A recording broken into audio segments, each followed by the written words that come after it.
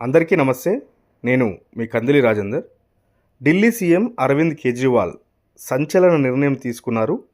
2 రోజుల్లో తాను ఢిల్లీ సీఎం పదవికి రాజీనామా చేయనున్నానని ఆయన స్వయంగా ప్రకటించారు. ఆదివారం ఢిల్లీలోని పార్టీ కార్యాలయంలో కార్యకర్తలు, ముఖ్య నేతల సమక్షంలో కేజ్రీవాల్ ఈ విషయాన్ని వెల్లడించారు.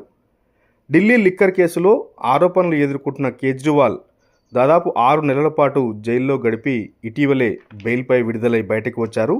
ఈ సందర్భంగా ఆయన మాట్లాడుతూ ప్రజల ఆజ్ఞ మేరకే తాను తిరిగి ముఖ్యమంత్రి కుర్చీలో కూర్చుంటానన్నారు. మహారాష్ట్రతో పాటుగానే ఢిల్లీ అసెంబ్లీకి ఎన్నికలు నిర్వహించాలని ఆయన డిమాండ్ చేస్తున్నారు.